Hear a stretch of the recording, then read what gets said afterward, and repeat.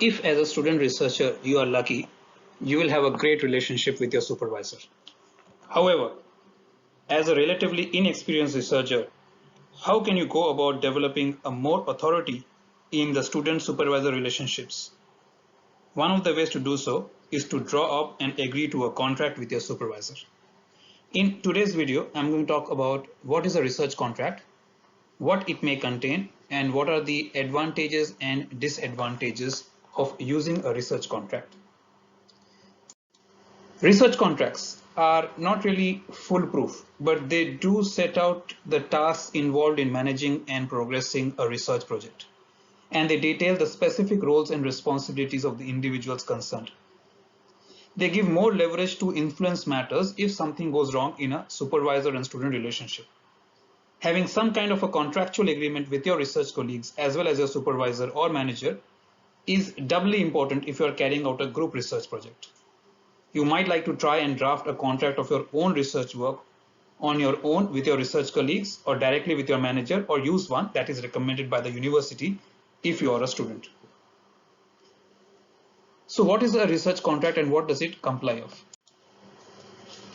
A research contract comprises of certain responsibilities at university level, at supervisory level, and for research students.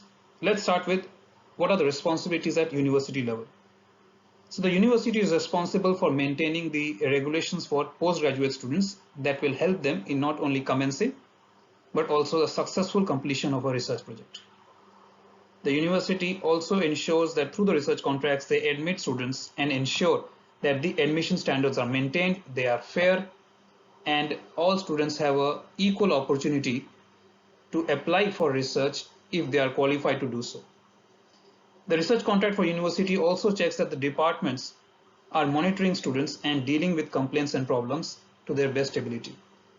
They should also approve recommendations from upgrading students from MPhil, that is a master's in a philosophy, to a PhD, or even from an honors level to a master's level, and from master's to a PhD.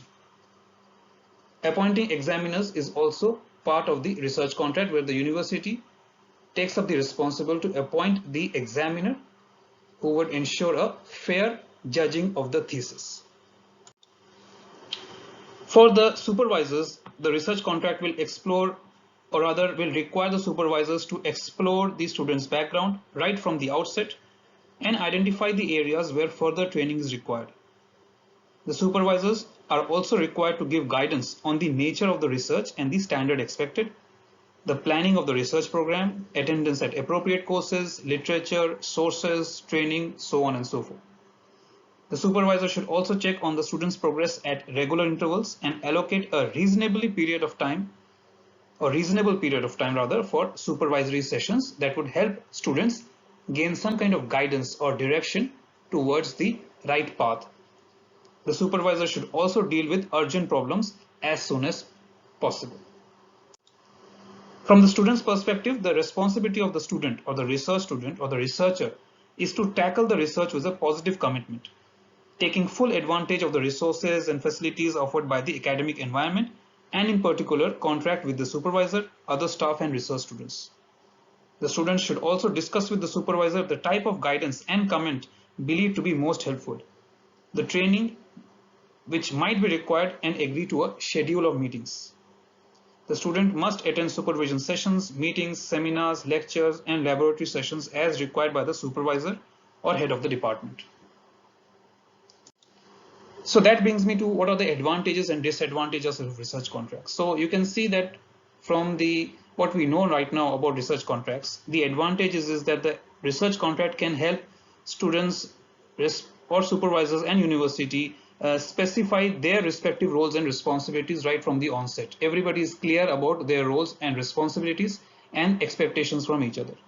So they can indicate the expectations held by both sides of the relationship in terms of, for example, meetings or outputs, contributions to research publications.